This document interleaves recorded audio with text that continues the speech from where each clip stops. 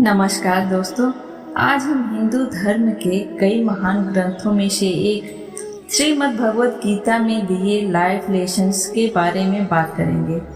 यह लेसन हमें जीवन जीने का तरीका बताते हैं, क्योंकि जो प्रश्न उस समय अर्जुन ने पूछे थे वह सिर्फ उस समय के लिए ही मायने नहीं रखते हैं, बल्कि यह प्रश्न और समस्याएं हमें आज के जमाने में भी सताते हैं।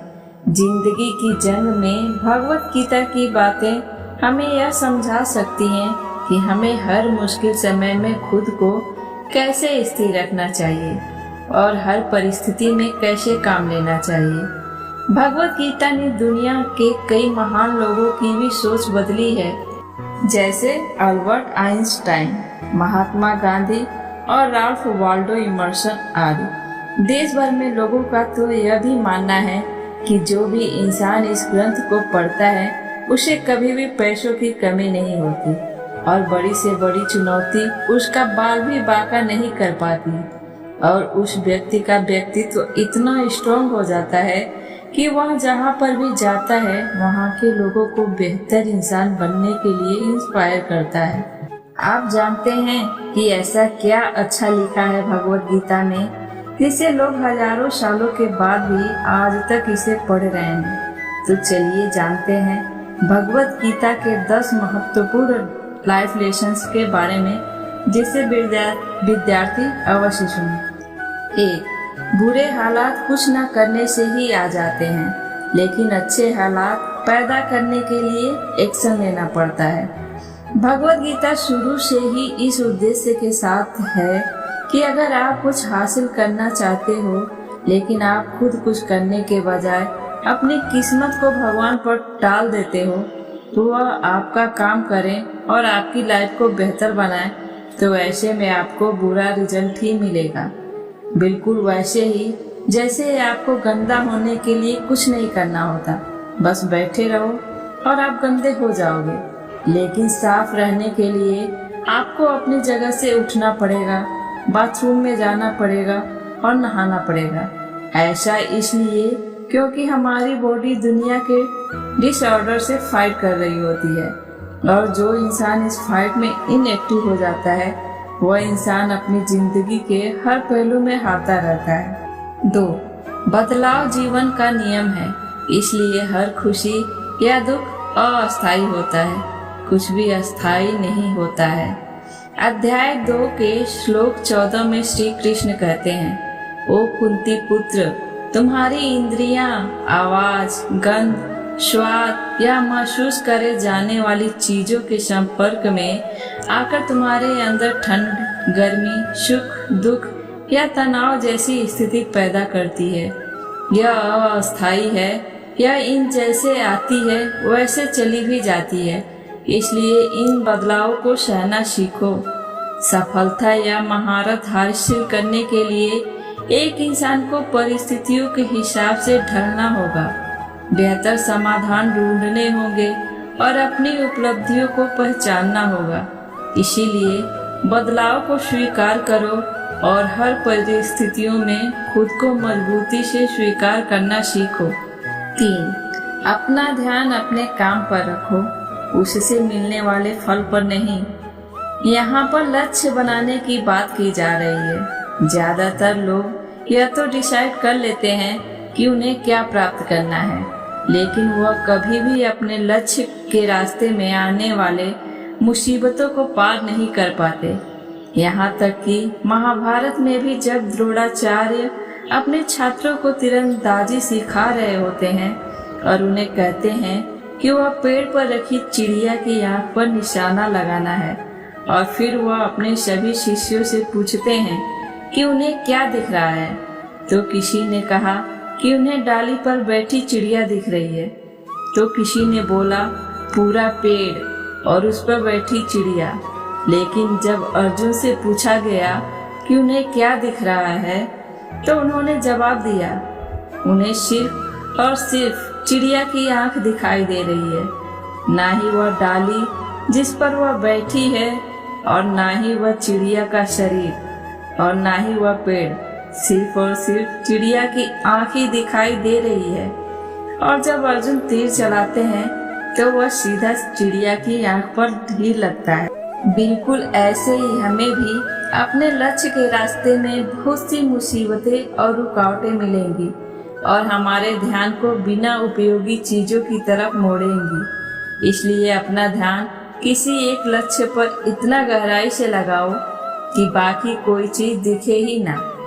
4. आप वह बनते हो जो आप अपने आप को मानते हो। बिलीफ एक बहुत ही ताकतवर चीज है। यह एक बीमार इंसान को भी ठीक कर सकती है, एक दुखी इंसान को खुश कर सकती है और नाकामयाब इंसान को तरक्की भी दिला सकती है। हर इंसान पहले अपने दिमाग को यह विश्वास कराता है कि वह कुछ बड़ा करने के लायक है और उसके बाद ही उसमें वह लक्ष्य अचीव करने की हिम्मत आती है। इसीलिए आप भी अपने आप पर विश्वास करो कि आप भी मुश्किल कामों को करने के लिए तैयार हो और अपना लक्ष्य हासिल कर सकते हो। आप अपने डर को काबू करो क्योंकि आप वही बनते हो जो अपने आप को मानते हो। 5. कायरता और डर सफलता के दुश्मन हैं। डर हमारे सबसे पुराने इमोशंस में से एक है जो हमें अपनी क्षमताओं पर शक करवाता है और तब यह बाहर आता है जब हम या तो किसी परिस्थिति को पूरी तरह से समझ नहीं पाते या फिर जब हम अपने इमोशंस को मैनेज नहीं कर पाते। यह डर हमें कायर बनाता है और अपने लक्ष्य से भटकाता है। इसीलिए हमेशा बुद्धिमानी और नॉलेज का पीछा करो क्योंकि यही दो चीजें हैं जो हमें विपरीत परिस्थिति में भी ज्यादा सहायता करती हैं। जब तक डर रहेगा तब तक हम काम की शुरुआत नहीं कर पाएंगे और सफलता भी नहीं मिलेगी। अगर किसी काम की शुरुआत में डर रहता है तो हम उस काम में सफलता हासिल नहीं कर पाते। निडर होकर आगे बढ़ेंगे तो कार्यों में सफलता मिल सकती है। इस संबंध में एक लोक कथा प्रचलित है। चलिए सुनते हैं कथा। कथा के अनुसार पुराने समय में एक राजकुमार तलवार चलाने से भी डरता था। राजा ने राजकुमार को तलवारबाजी सिखाने की बहुत कोशिश की थी, लेकिन उसे सफलता नहीं मिली। राजकुमार ने तलवार चलाने का साहस नहीं था, फिर भी पिता ने किसी तरह राजकुमार को थोड़ी बहुत तलवार चलाना सिखा दी। राजा ने राजकुमार को युद्ध में ले जाने की भी कोशिश कई बार की, लेकिन राजकुमार डर की वजह से युद्ध में नहीं जाता था। राजा अपने पुत्र का डर दूर करने की कोशिश करते रहते थे, लेकिन राजकुमार थे कि उनकी हालत वैसी की वैसी ही थी। एक दिन उनके राज्य पर दुश्मनों ने आक्रमण कर दिया। राजा की सेना के मुकाबले दुश्मनों की सेना बहुत बड़ी थी। कुछ ही समय में राजा के सभी महारथी योद्धा युद्ध में मारे गए। अंत में राजा ही जीवित बचे थे। जब राजकुमार को मालूम हुआ कि युद्ध में सब कुछ खत्म हो गया है तो वह भी हिम्मत करके महल से बाहर निकला। बाहर निकलते ही उसने देखा कि सामने से दुश्मनों की सेना आगे बढ़ रही है। वह डर गया। अपने महल की ओर भागने के लिए पीछे पलटा तो उसने देखा कि पीछे भी दुश्मनों की सेना ने उसके पिता को बंदी बना लिया है। राजा को बंदी बना देखकर महल के अंदर के सेवकों ने महल का दरवाजा बंद कर दिया ताकि दुश्मन महल के अंदर न आ सके। मैदान में केवल राजकुमार अकेला और सामने दुश्मनों की सेना थी। उसके पास सिर्फ 2 ही विकल्प थे। पहला ये कि वह समर्पण कर दे और दूसरा ये कि वह तलवार उठाकर दुश्मनों का सामना करे। राजकुमार ने दूसरा विकल्प चुना। उसने तलवार उठाई और वह दुश्मनों पर टूट पड़ा। राजा द्वारा सिखाई गई तलवारबाजी से वह दुश्मनों पर भारी पड़ने लगा। राजकुमार को लड़ते देखकर महल के सेवकों को भी जोश आ गया और वे भी लड़ाई में कूद पड़े। कुछ ही देर में उन्होंने दुश्मनों को वहां से खदेड़ दिया और राजा को आजाद करवा लिया। इस कथा से हमें ये सीख मिलती है कि जब तक हम डरते हैं किसी भी काम की शुरुआत नहीं कर पाते हैं। डर की वजह से ही हम सफलता से दूर रहते हैं।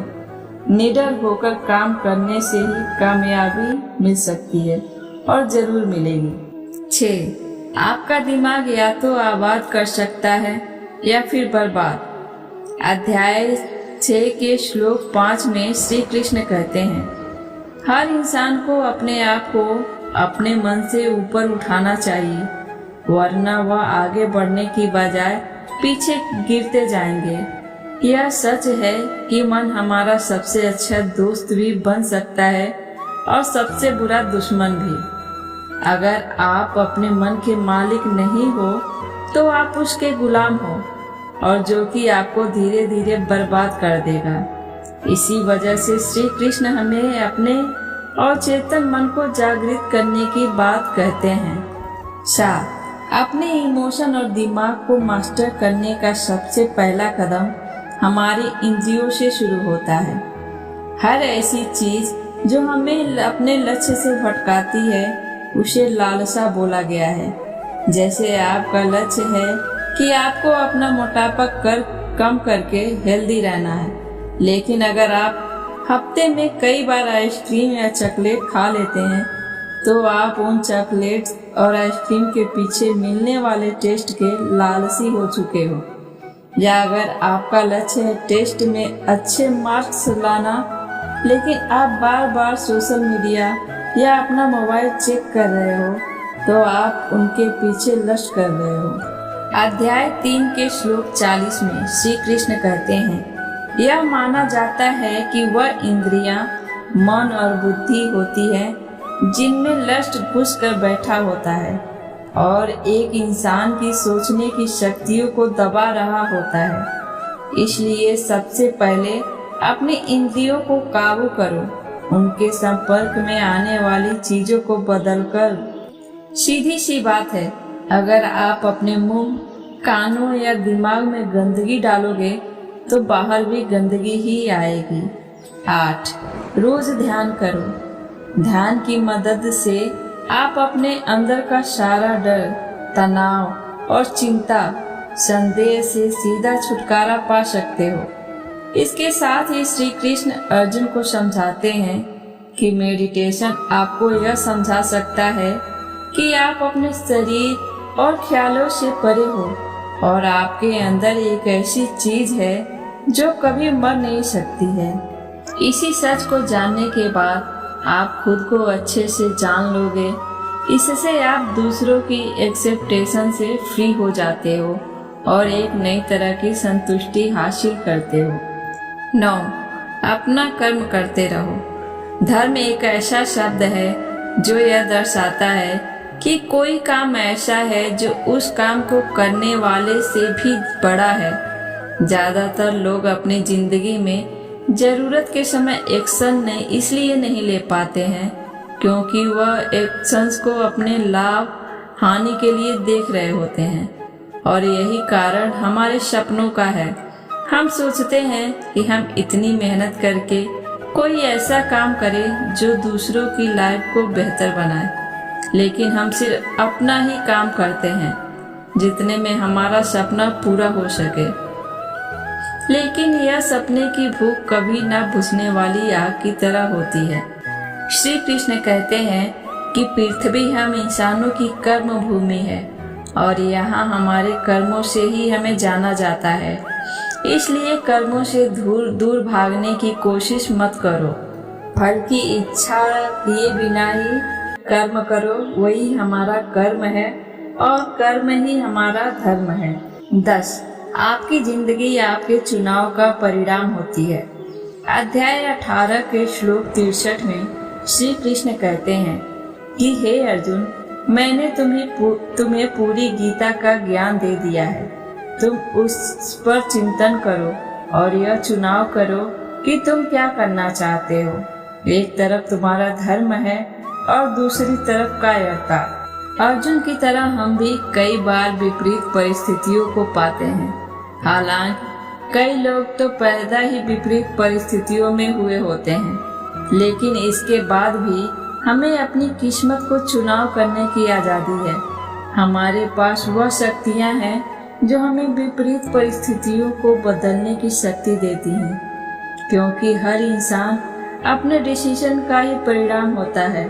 इसीलिए आप भी डिसाइड कर सकते हो कि आप अपनी लाइफ की डायरेक्शन को कहाँ मोड़ना चाहते हो, सफलता की तरफ या फिर आलस्य की तरफ। दोस्तों, हमारी ये वीडियो आपको कैसी लगी, कमेंट के माध्यम से हमें अपना कीमती सुझाव जरूर दें। और वीडियो अच्छी लगी हो तो ज़्यादा से ज़्यादा शेयर करें, लाइक करें और हमारे चैनल को सब्सक्राइब करके बेल आइकन प्रेस कर लें, ताकि जब भी हम अब वीडियो अपलोड करें तो आपको सबसे पहले मिले। धन्यवाद।